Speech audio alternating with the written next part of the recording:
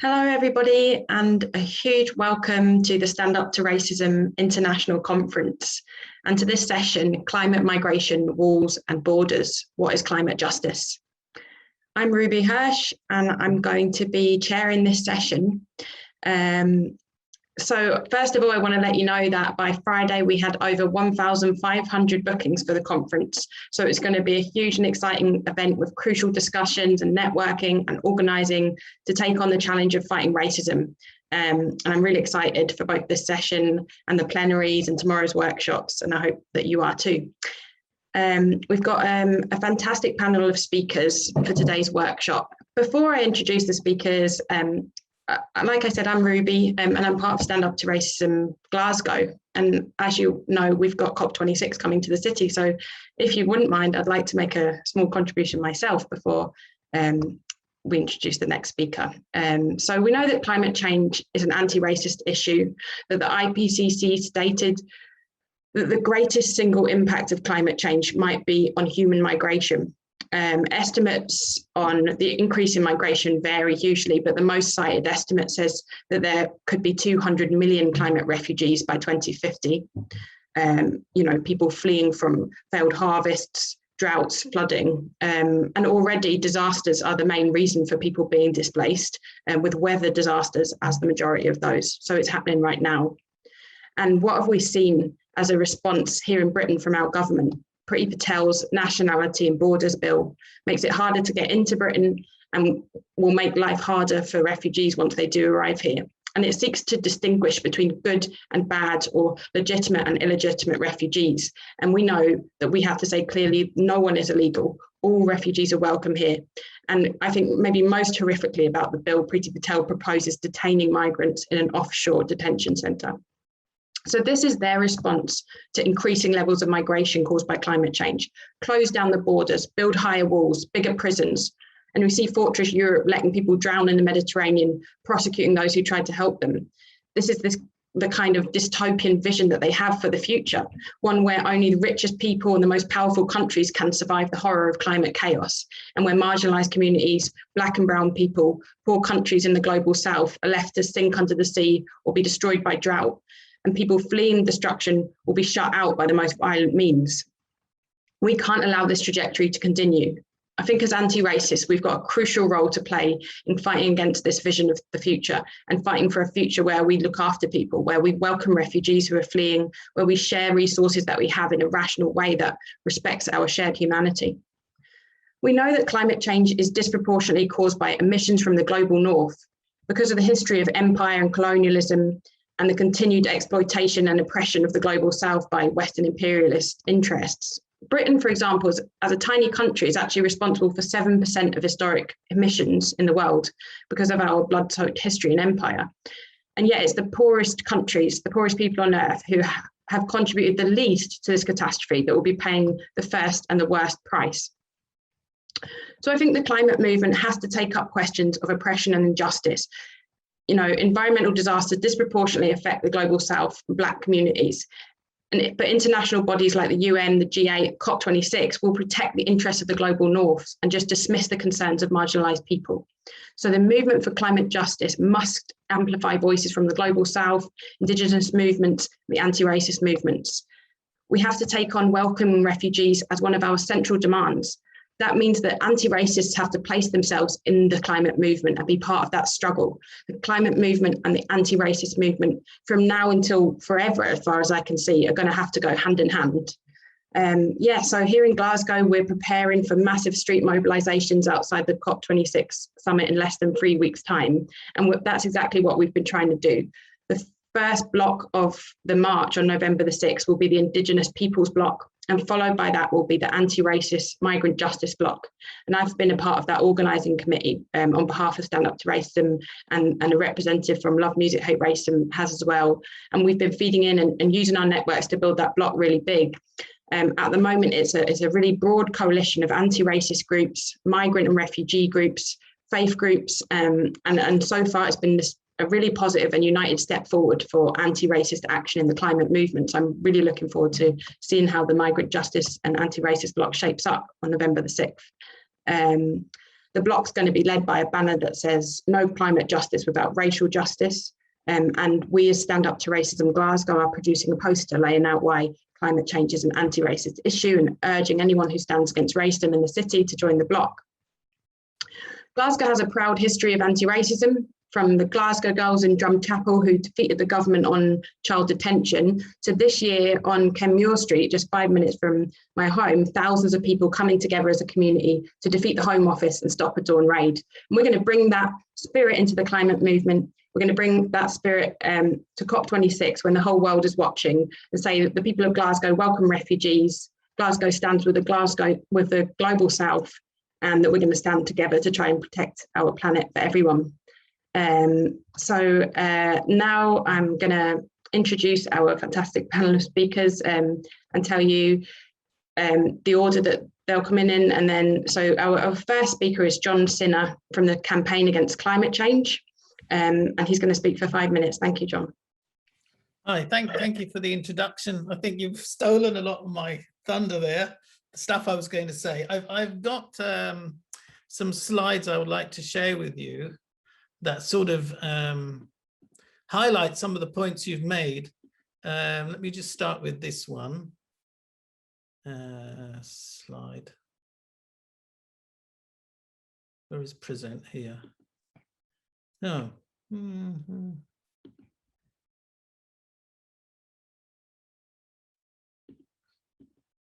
Well, anyway, I don't know if you can see this this slide here. Let me just see, where's the view option here? View, present. Yeah. This is sourced from the International Displacement Monitoring Center, which is an NGO, which is keeping tabs of displacements. And the reason why I'm showing you this slide is they define, refugees, people being displaced out. One of the things that this graph shows is people who are displaced by what they term conflict and violence, and another, the blue one, is what displacements caused by quote unquote natural disasters. And as you can see, the trend is for the natural disasters are increasingly becoming much bigger feature of displacements around the world. And yeah, as you pointed out, the IPCC said, one of the major consequences of climate change is going to be large-scale migration. Now, the thing about migration for climate change, for natural reasons, it's not a new phenomena. People may recall, the Dust Bowl in the US, or the Irish potato famine. These were both caused by climate and by depletion of the natural environments. In Ireland, the very precarious conditions of the farmers forced them to be dependent on one crop. When that failed with the blight because of the damp summers, that led to mass famine and migration. At the same time, Ireland was exporting grain. So this is one of the factors about, climate change and migration is there are push and pull factors, and it's very difficult to disentangle when somebody migrates, what are the climate factors, what are the political factors, because these both are intertwined in a very complex way. But definitely one thing we can say about climate change is definitely exacerbating existing conflicts in societies, making conflicts worse, and it is pushing people to leave the land. I mean, a very good example I would think would be, say, Central America. The campesinos in Central America are very dependent on coffee. They're mostly coffee farmers, the peasantry there. And because of climate change, the coffee production is declining. And these landless farmers have got very little options apart from leaving the land and migrating to what they call El Norte. El Norte is towards Texas. And so that's why you're seeing this large scale move. One of the reasons why you're seeing this large scale movement to the US, to the Tex-Mex border. But when you talk about Central America, you can't simply talk about climate change. You have to talk about the legacy of US imperialism in Central America, the whole legacy of military dictatorships, of death squads, of violence, and of oppression of indigenous people. That is also part of the mix when, when people migrate. One is the lack of possibility of likelihood, and the other is the political conditions. So what you get in a climate disaster is you get a situation where how the society responds is conditioned by the balance of social forces, the dominant ideology, and is mediated by factors like the economic circumstances of the people. Another point I think we need to consider when we're talking about climate change and migration is that the vast majority of displacement is from the global south to the global south. It's not from the global south to the global north. So I've got here figures for the displacements. The source is the International Displacement Monitoring Center, again. And you can see the big displacements, internal displacements, is India, Philippines, Bangladesh, China, and you can see the United States is a long way down. We can see that the major impacts of migration are happening in the global south. And I think this is something that we need to bear in mind when we talk about, reparations and climate debt, and the fact that the rich countries are not actually paying their fair share for this kind of environmental destruction, which is mostly being the burden of it is mostly falling on on the global south. I mean, of course, India is quite a rapidly industrial developing country. It's also a major source of emissions, but it's also a very unequal society. And it's a society legacy of British colonialism. Another figure for displacements, as you can see here, there's another figure here that shows how new disasters are displacing larger numbers of people. And you see again the India, China, and the Philippines are there as the major victims. I think one thing we need to bear in mind when we talk about climate justice and refugees is it's always been a feature of climate mobilizations that there have been always featured. The solidarity with refugees has always featured in all COP Counter Summit mobilizations, because the climate justice movement recognizes that actually we're not all responsible for this and we're not all going to suffer equally, and the majority of the suffering is going to be happening in the global south. And this is why the anti-racist movement is a key feature. But we also recognize that need to finish now, John. Okay, I'll just finish on this, is that if we don't mobilize, the far right could impose its own solutions to the climate crisis. And it's something we wouldn't want to see. So I'll leave it at that. And that's why we need to be so involved in it. Thank you so much for that presentation. Brilliant to hear. Our next speaker, excited to welcome Denis Fernando, climate change activist. Thank you. I'm hoping everyone can hear me. The climate crisis is an anti-racist issue, and why and how do these two things intersect? The more we understand this, the more apparent the answers become, because the historical colonization and ravaging of the global south became possible because of racism. The British Empire looted the world, dehumanizing those it colonized, and racism was the oil that ran that machine. The amassing of this wealth from the rest of the world fueled the Industrial Revolution of the West. The carbon emissions of the fossil fueled industry means that the global south is being hit hardest by a nightmare it did the least to create. And this year, the G7 failed to honor its promise, as it has over a number of years, to give reparations to the global south for environmental damage and to develop their economies without fossil fuels. It promised 100 billion annually about 6 years ago, but now much higher amounts are needed because climate breakdown has worsened. And for those who think that something over there does not concern them, What happens over there eventually turns up on our doorstep. This summer, we have seen Britain hit by storms, floods, heat waves, and fires. The climate science says quite clearly that these extreme weather events are due to global warming and the ice caps melting. When we see parts of London and Europe flooded and burned, the water and the fire that's hitting us hit the global south years previously and was ignored. This next decade, we cannot have the luxury of ignoring this problem. It is going to be pivotal in preventing unstoppable runaway climate change. If climate change and COVID teach us one thing, it's that we are all connected. And ignoring what happens far away is simply an invite to allow it to happen here. There is a link between pandemics and the environment, with deforestation and intensive farming of animals making pandemics more likely. And it is no surprise that BAME communities have been hit disproportionately hardest by COVID due to the impacts of institutional racism. And this is why the crisis, the multi-crisis, needs all of us to answer the call, more than any other crisis, because in the elite, we are seeing power concentrated in the hands of the self-serving few like never before in history. Trillions are made from the oil industry. You only need to take one look at Amazon's Jeff Bezos and Virgin's Richard Branson to see that they would rather put their money into space exploration than saving the only habitable planet in the known universe, this one.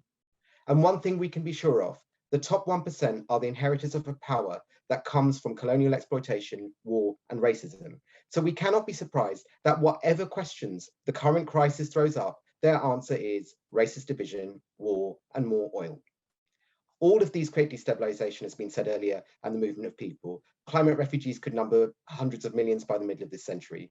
Refugees and migrants are having to move because of the fallout of climate change, destabilization that leads to war, or exploitation of natural resources.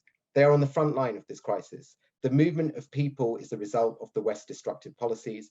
And for those policies to continue, we are made to feel no connection, empathy, or solidarity with those who are hit hardest by what our leaders are doing to the world, which is why we need to reject this and say loud and clear, refugees and migrants are welcome here. Black Lives Matter is not just an anti-racist call, it's an environmental one, because Black lives are hit hardest by climate change. Black communities are more likely to live in the highly polluted neighborhoods, which causes worst health, respiratory disease, and reduces life expectancy. And let's not forget that even at its core, fighting racism is about undoing the legacy of slavery and colonialism and imperialism that has blighted our communities. So it is no surprise that the BLM movement that was toppling racist statues eventually toppled the hate-monger-in-chief, Donald Trump. So let's take a lesson from the BLM movement. Defending Black communities on every front leads to a better world for all. And whilst I have very little hope in Joe Biden delivering the wonderful world we all need, let's not forget that migrants are still in cages on the Mexican border. That election was a defeat for Trumpism and Trump, which does not even follow science at a time when climate science can save the world. And I will end on this point of hope. We now have the most clued up, active generation of young people on a global scale that has ever existed. They take to the streets in a united movement, walking out of schools to teach those older than them how to look after the world. I joined the climate youth strike outside Parliament before the pandemic hit, and I was deeply encouraged that the biggest cheer from the thousands of young people on that demo was whenever a speaker said climate refugees are welcome here. So let's take heart that despite the influence of power and money, the elite have failed to turn many against refugees and migrants of their generation and many others.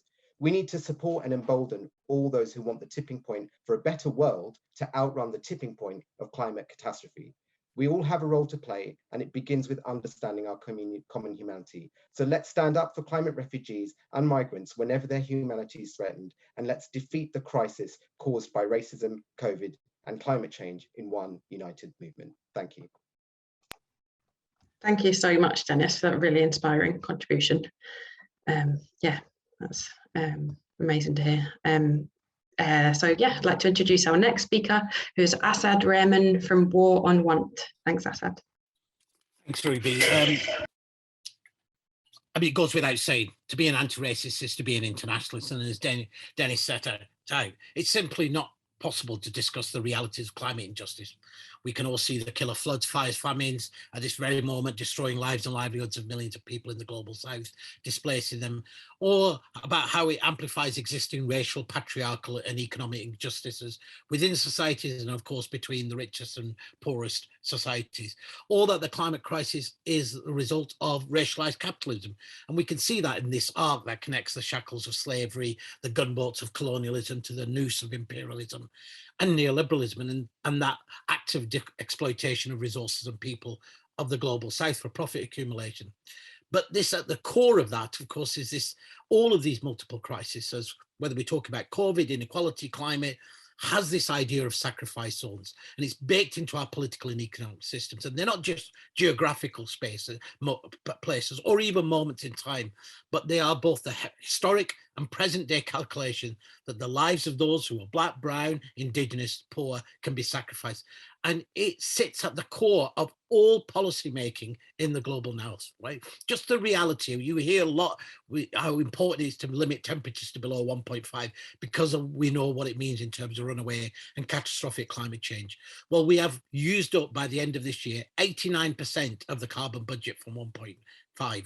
And that budget is based on a 1 in 3 chance of breaching 1.5 degrees, right? That none of us would get on a bus or train if there was a 1 in 3 chance that it was going to crash at the end. But that's the reality they're telling the people of the global south. And as you heard, we've got unmet promises of 100 billion for damages that the global north has caused to the global south, when we need at least 1.5 trillion each and every year for the next decade to be able for the global south to be able to deal with this climate crisis. And of course, this all takes place at the very same time as global capital sucks out $24 from the global south to the global north for every $1 that's given from the north to the south. And you know, I think we also have to recognize, I think there's for too long, too many in what is broadly called the progressive movement have turned their back on the principles of anti-imperialism, or the notion that anti-racism goes beyond the borders of the nation states. And some see the lens of climate as being, oh, well, it's an existential issue. It's not a material issue. It's not part of our race class analysis and our struggle, or through simply looking at climate as cutting carbon at home, protecting British jobs at home, whilst militarized responses and walls and fences are the answer in the global south. There's a reason why solidarity is the most important word in the vocabulary of the working class, of the anti-racist movement, and of the climate justice movement. So if I've got a couple of minutes, I'm going to just say, what does solidarity look like that's rooted in anti-racism at this moment? So, of course, it goes beyond looking at these issues in silos or even focused on displacement as a result of extreme weather. We all know that the first ever IPCC report talked about displacement as being a critical issue. And even now they talk about 1 in 30 people in the future likely to be displaced from their home, overwhelmingly in the global south, never crossing our borders. But whether we see displacement of people, and it's important for us, whether they're talking about economic, conflict, climate, they're the result of the same system. And therefore, that's an important part for us to weave together that story. Nor is, as anti-racists, we have to be vociferous that cutting emissions at the speed which protects the economic interests of the global north, or the triangulation that we're seeing between parts of the left and the Greens. And you can look at the Denmark as an example of that, of where, you know, you wrap yourself on the flag and saying we're strong on climate, but you position yourself on the far right in terms of being anti-migrant, anti-Muslim and anti-refugee, because you believe that's the only way to build the social license to deliver the climate cuts that you need. Now, we all know winning slowly in the global north might be possible, but it's only possible by sacrificing the global south. So at the implicit at this heart is this, of course, the exploitation of, and we see it increasingly in the global north, the idea that you can exploit one part of the international working class and justify that about exploiting the working class in the global south as necessary to win this social license, or that the transition in the global north can be done by doubling resource extraction of the global south, more poisoning of air, land, water, and displacement of people. So we need something way more radical. We need to, and Warren want, we're promoting a radical anti-racist global Green New Deal, an anti-imperialist one, and it has to do 4 things, and this is really important for us as a movement, an anti-racist movement. Yes, Yes, he has to fight for 1.5, but that means fair shares, right? That means the rich countries like the UK need to be decarbonising by 2030, doing their fair share, which the UK's fair share is minus 200% by 2030. They would need to pay $1 trillion just to meet their own mitigation effort. It means making energy and food, not simply transitioning from fossil fuels to renewable, but making them public goods, controlled and democratically controlled by people, equitably shared, so that the 3.5 billion people in the world who don't have access to electricity or clean cooking have the right to energy, as well as the 2 billion people who don't have access to food at the moment. It means tackling inequality and poverty and making that the argument about migration, well, we have to make an argument about migration, which is also about the right not to move. And the right not to move is living wages, workers' rights, social protection, universal public service, and of course, putting an end to the infinite growth and overconsumption of the rich. We're only able to do that if we actively uproot these systems of oppression from racism, colonialism, and make the demands of reparations. And therefore, you know, for us as anti-racists, particularly in terms of the debate around climate migration, where some of the right talk about climate migration as being, well, maybe if we go down the route of we can have some legal protection for climate migrants, seeking to narrow those who will be able to seek protection, we have to be arguing as well that the right of people to move, but the right of people not to move. And that is a really critical strength that the anti-racist movement can bring to this climate justice movement. And sum up, please. And summing up, there is a moment of great hope, right? Whether it's from the climate strikers to Black Lives Matter, the resistance that's happening in the global south.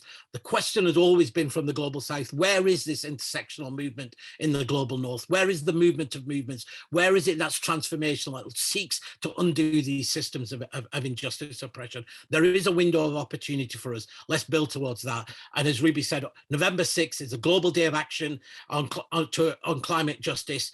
A big protest taking place up and down the country, from Glasgow to London and every capital in every city around the world. It's really critical that we are building that. We're there with our anti-racist banners and our anti-racist message, and weaving that together and building the climate justice movement that we need, that it's got to take on this fight. And it is a civilizational fight, and it's a fight for the very future of humanity.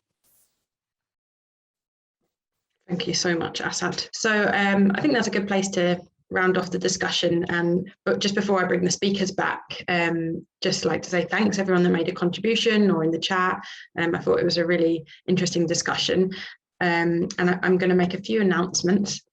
The first is that the 19th of March 2022 will be UN Anti-Racism Day. And we'll see events and actions around the world. If you want to be part of building them in Britain, join and share the Facebook event that should be posted in the chat. The next one is a bit closer. This Wednesday, the 20th of October, is a national day of action around opposing the Nationality and Borders Bill. And you can see details of that in the chat too to find out how to get involved. Saturday, the 23rd of October, at 12 noon, Amnesty UK Europe are holding a protest to defend the right to asylum. The Care for Calais winter appeal comes at a crucial time for some of the most vulnerable people in Europe this year, and you can visit careforcalais.org from the 1st of November to help out with that. Very relevant to this session, over the 5th, 6th and 7th of November, events are going to be taking place, as we all know, around the COP summit, including the 6th of November anti-racist bloc and the 7th of November national online meeting, the official event at the Cop26 People's Summit. So keep an eye out on Twitter at /anti-racism day to see the details as they come out.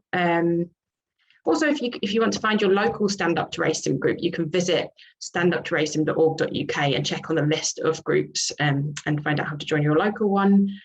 Lastly, I want to say that after this workshop, the international plenary with speakers from across the world is starting at 5 p.m. You can join on YouTube, Facebook or Zoom webinar, check your email or our Twitter for details. And tomorrow, on Sunday at 5 p.m, you can join Diane Abbott, Gary Young and a host of leading anti-racists for our closing rally, again on YouTube, Facebook, Zoom webinar. I also want to say that every workshop at the conference is being uploaded to the Stand Up to Racism national Facebook page and YouTube channel, so everyone can watch any of the panels that they missed out on. So now I'm going to hand back over to the speakers to sum up for 2 minutes. Firstly, John Sinha, thank you. Hi there. Yeah, thanks for that.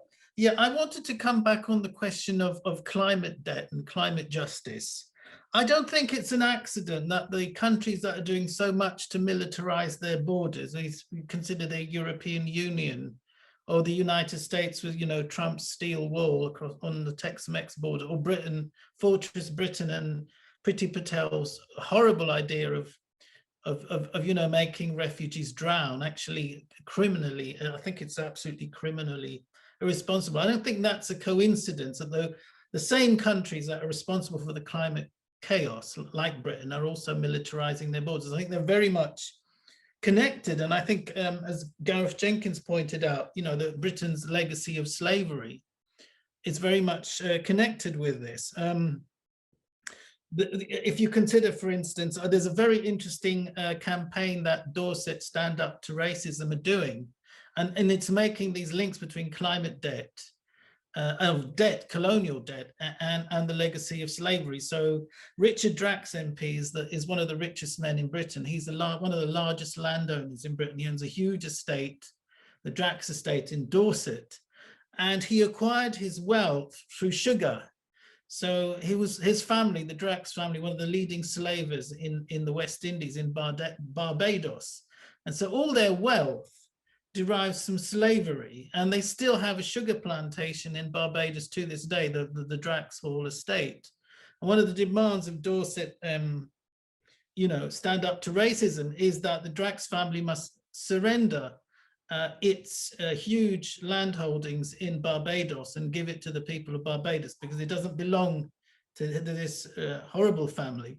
And the wealth from this slavery, of course, helped to spur the Industrial Revolution. This is why Britain has such an enormous climate debt to the rest of the world, to the global south. And I think this connects also with the question of environmental racism, as someone from Edmonton pointed out. There's the Edmonton incinerator.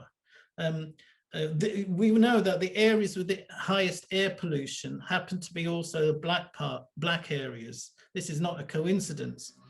Also, you know, the areas with the highest air pollution also had the highest COVID mortality rates. Now, why don't they put these incinerators in Mayfair? Why do they put them in places like Edmonton with a large black population? And I think this comes down to environmental racism, and it's absolutely shocking. A supposedly progressive mayor that we're supposed to be having in London is you know, pushing ahead with this plan, as it is with the Silver Link Road, which is going to produce more traffic in that area, which is already very polluted. And I think it's very important that we connect these issues. And I think the most keyed up group of people in British around the globe are the Fridays for Future movement. I think they understand what the issues are better than, I'm afraid to say, many trade unionists, and it's very important. You know, their demand was for uproot the system, and I think that's what we're going to need to do. We're going to have to uproot the system if we're going to get to the roots of this problem, and we need the ideas and the energy and the leadership of the Fridays for Future movement. That needs to be translated into the workplace, into the trade unions, because that's where the solution to all these problems is eventually going to come from from the working class.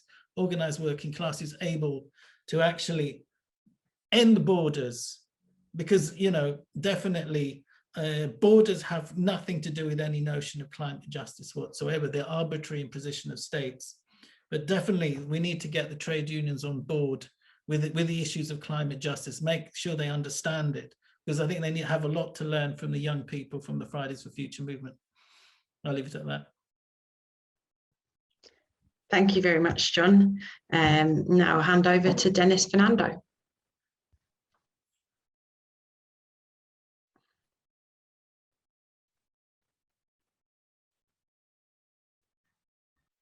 Thank you.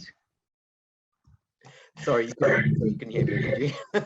I'll start again. This session's been really great, and I think that it's been great to hear people like Marge saying she came feeling despondent and now she feels really energized, and I think that's a really huge asset that the movement we're we're coalescing is able to do, and is really, really important right now, because keeping people's morale up is a really important thing. And I just wanted to say, I think one of the things that really has dawned on me this year is that the movement for a better world is many colours. It's at times green, it's at times black, it's at times the rainbow colour of the LGBT rights movement, it's many, many other colours as well. And I think we need to conceptualise of that, because when we piece that mosaic together, we can make a really big difference. And I'm really, really inspired at all the efforts that are going into COP by various people, because I think that we do need to mobilise fully into COP with our eyes wide open. Boris Johnson presiding over this thing, you know, the kind of exclusionary nature of it, other things right at the top, means that we need a movement ready to pick people up post-COP. I hope that it does what it needs to do, but I think we also need to be braced to be ready to make that change should it not do that.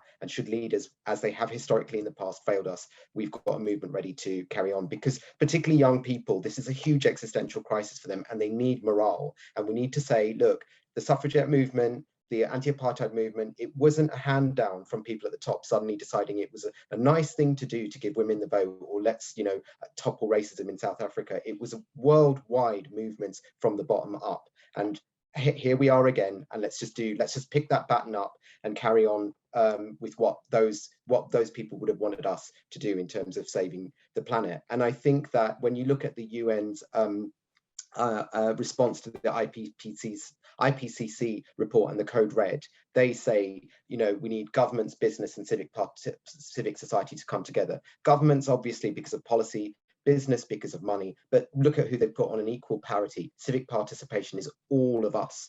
So we need to understand that we've got a huge value in this situation. And I'm really like I think what Asad has said about like the 1.5 safety being less than a flip of a coin is just so important to understand why this thing is so urgent, because even at what is considered safety threshold for the West is not safety threshold for the global South. But that's the nil-sum game, because you mess up the global South, you mess up the planet.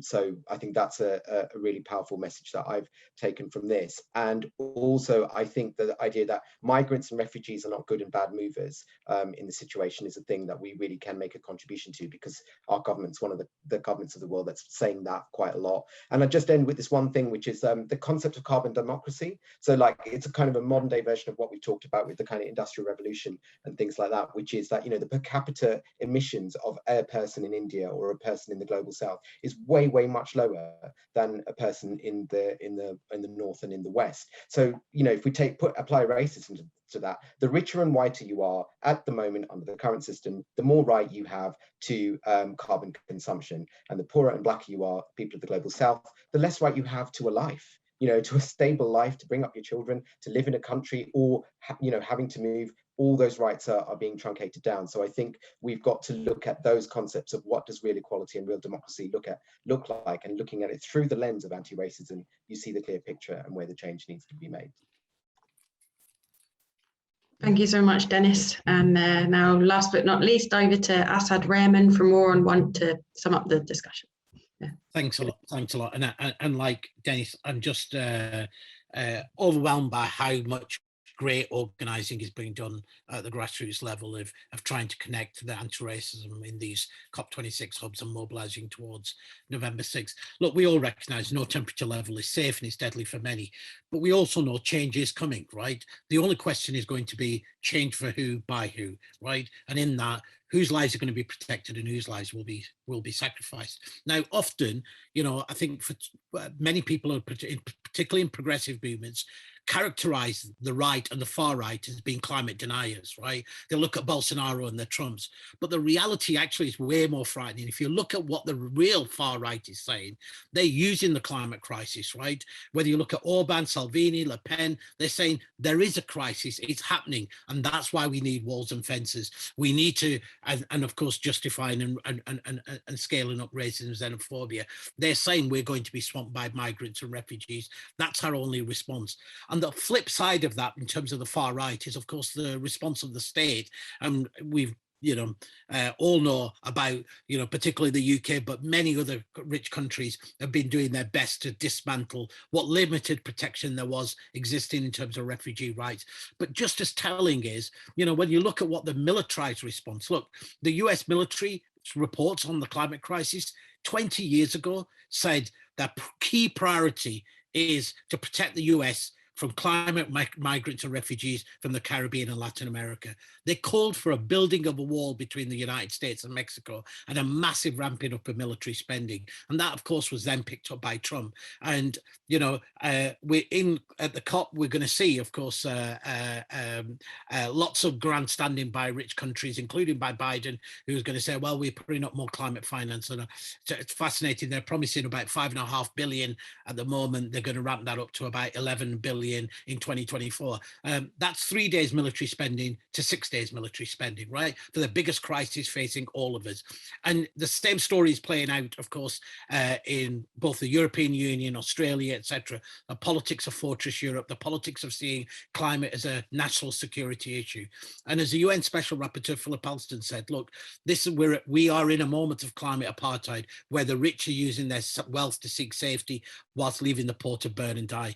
And this is a moment for us not to to give hope and not allow doom to take place, right? And because we have the solutions, we have the policies, and we have the demands. So we have to go beyond the just arguments about a just transition to a justice transition. We have to go beyond the arguments of less and to actually better. And that means, as an anti-racist movement, we've got to be the connective tissue between these movements and root this anti-racism and anti-imperialism and rebuild the notion of solidarity and internationalism. That's the only way we're going to win, is when we win together. Thank you. Thank you so much. A huge thank you to all of our speakers again for what's been a brilliant and exciting panel, and to everybody that made a contribution or just came along. Yeah, it's a fantastic session. Good luck to everybody with what you're doing for COP26, and hopefully see some of you on the streets, and enjoy the rest of the conference. Okay, thanks guys, bye.